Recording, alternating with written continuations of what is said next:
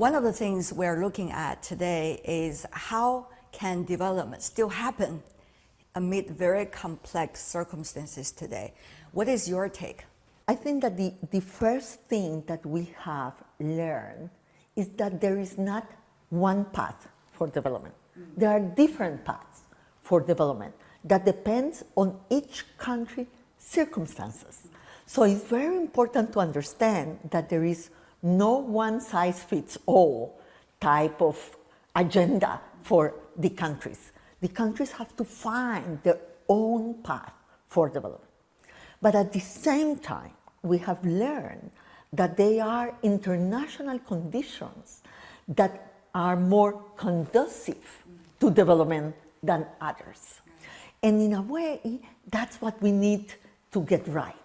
What we need to get right is the international system to really support the countries in their development path. And unfortunately, I have to say that right now, what we are seeing is very difficult conditions for developing countries. Trade is not very dynamic right now. It's even, growing slower than international GDP. Before, we had trade being a very dynamic engine of growth for developing countries. We see investment that has not recovered since the 2008 financial crisis. So investment is not flowing towards the developing world. So if you don't have trade and you don't have investment, you have a problem. Right. And so that's why we call on the international financial system to really look at their models, to try to scale up their support to developing countries so we can outgrow the problems that we have today so they can really invest in the development for the future. Now, CIIE, which you are participating, and also the Hongqiao Forum, which is a platform of ideas and, how shall we say, a platform for people to come together for consensus about action plans. How do you see these kind of platforms could help us to speed up the adjustment and also the new ideas for development? In terms of the CIIE, I am very fond of this forum. You're a long-time supporter. Yes, a long-time supporter. And I have participated virtually many times in the forum. There are two things that I like very much. First of all, that it tries to bring small and medium-sized enterprises. That is very important for the developing world. And second, that I see pavilions and participation from the least developed countries that are the most vulnerable countries in the world. So it's really, I think that CIIE is really a very dynamic platform where you can get partnerships, connections, interact. The private sector and the public sector, they can interact and connect each other to find investment and trade opportunities. And I think that is really a very established and robust platform. With respect to the Hongqiao Forum, the thing is innovation. Yes, it's to bring new ideas. And to bring new ideas from all the world, from a multicultural space. And so you can see things that are very diverse.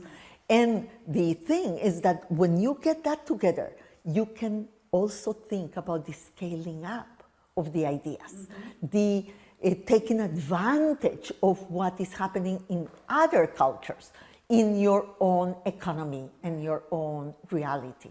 So both are really very well thought, very robust spaces for exchanges and for the connection that we need for trade and investment. We also see the CIIE is not only about exporting. Yes. It's one of the largest events in the world about importing. Yes. China playing a role trying to be a platform for all traders to come together. It's very important what you say, because it's not only an export, it's import-export. And for many of the least developed countries or the medium and small size enterprises, you know, to have access to the Chinese market is not something that they can do alone in their country. So to be able to come here and to make the connections here and to open the opportunities and the window of opportunities for the Chinese market, you know, for these most vulnerable countries and more medium and small size enterprises is key. So it's really a very generous offer. Yeah, I know you're visiting some of the pavilions and meeting some of the people from different parts of the world. I am really looking forward. I'm really looking forward, yes. Talking about development, you know, we are seeing hotspot issues having tremendous impact on development, such as in the Middle East right now. So how do you see your organization can holding high the banner of development amid all these complexities?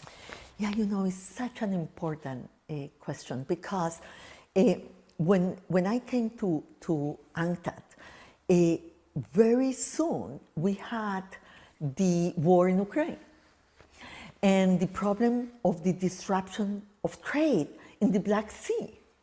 And the Black Sea is so important for food security. And you know, one of the things that UNCTAD did is very soon after the war started, we came up with an analysis of how it was impacting the developing countries. Because everybody was concentrating around the war area. But what we were able to do is to bring the voice of the developing countries in how they were affected by the war, even far away. And that was, we made a vulnerability profile of the developing countries. We raised awareness of the impact on food prices and food security, and how it was impacting also energy and finance in the developing world. And then the Secretary General came up with the idea of the crisis, the Global Crisis Response Group, precisely asked us and asked myself to coordinate the working groups on food and fertilizers, on energy and on finance. And we were able to bring awareness to support countries to mobilize the country teams of the UN to prepare for a difficult period, especially on food insecurity, but also in the other dimensions. Now, let me say that if there is something that we learned from China, is that the short and the long term, in the long term, start at the same time. You know, you have to think, you have to have a vision for development. And at the same time, you have to support countries in the immediate impact of the dynamic that the international economy and the international politics brings to their national reality. Yes. So first, I think that there is an important call from the UN system to the international financial architecture to be fit for purpose in moments like this. We need liquidity, we need investment, we need to be able to react quickly to support countries in what we call a world of cascading crisis. At the same time, you said the SDGs is the long-term perspective, is the only call for solidarity and cooperation in the world. And unfortunately, I have to say that the numbers are that we are only on track for the 2030 agenda in 15% of the SDGs. So we need to do much more, because if not, we will fail. So how do you see, you know, the emphasis on infrastructure, the emphasis on cooperation? How do you see these efforts coming from the developing countries? Oh, I think that is key. And you know, the emphasis in infrastructure of the Belt and Road Initiative, for example, from China has proven, because, you know, underinvestment in the developing countries is one of the main problems for growth, for productivity, for diversification of the productive structure. So infrastructure is key for any, you know, path for dynamic development. And we have always called for this underinvestment problem to be addressed. How do you see the nature of cooperation among these economies? What are some of the areas of cooperation you want to foster so that we can deal with two front lines? Yeah. One is the, you know, emergency, the other is long-term development. Yes. Well, I think that for the emergencies, we need to have the right instruments at the international level for humanitarian and for development. And these two things are together, because if we don't invest in a resilient path, we will be always, you know, very vulnerable to all the emergencies. And so it's a vicious cycle. The other thing is cooperation. Look, we are in a transition in the world from what we call hyperglobalization, the time of hyperglobalization that we think that ended around 2010 with the financial crisis, and what we call now polyglobalization. So you have several initiatives in cooperation.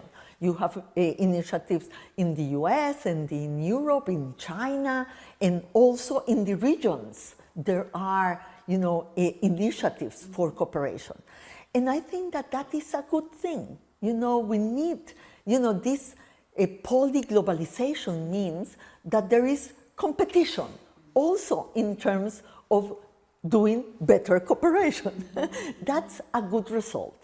What we don't want to see is fragmentation. Yeah.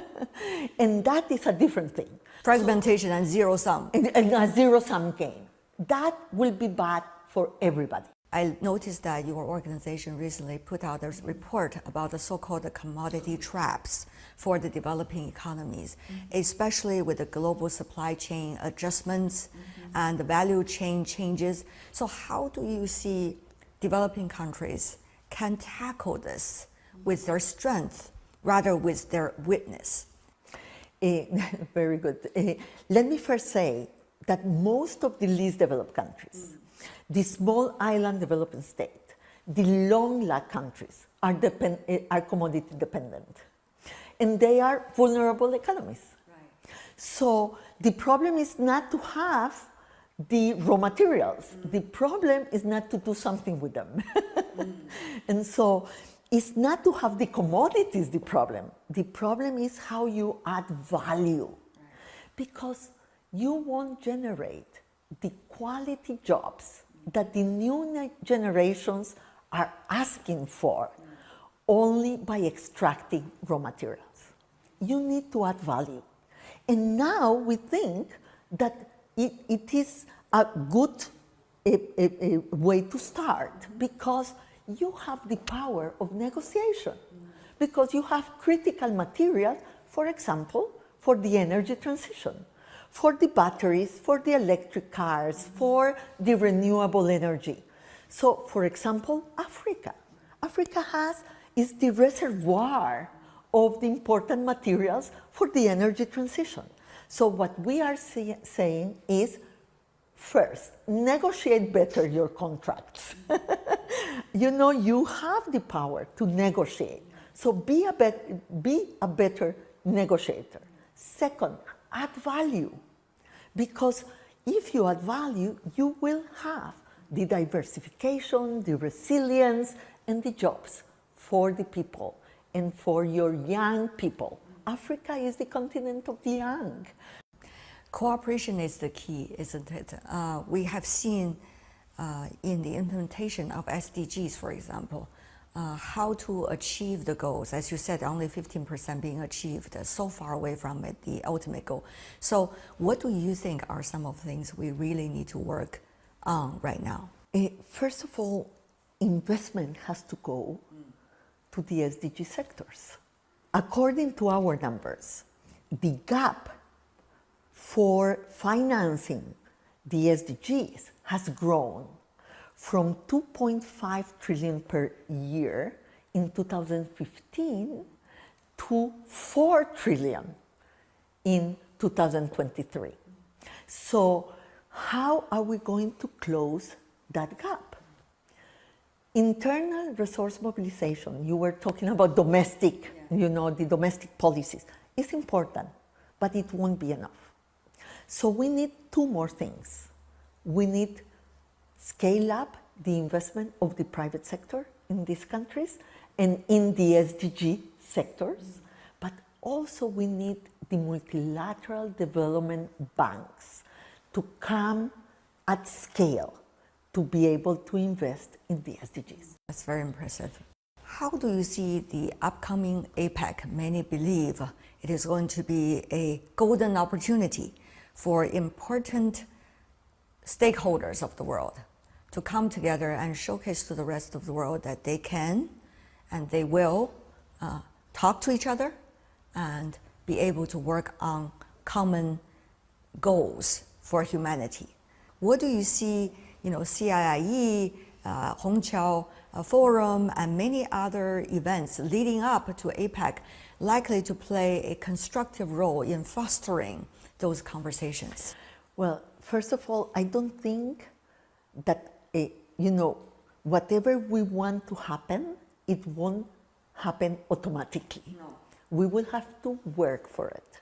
And that's why I think that CIIE is so important, that the Hongqiao Forum is so important, because we need to bring the world together to have a voice in a constructive direction, a constructive agenda.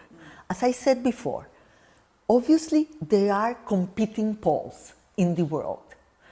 That's okay, as long as we have at the same time collaboration, coordination, and cooperation. And if we have these three C's, competition will be a good thing, not a bad thing.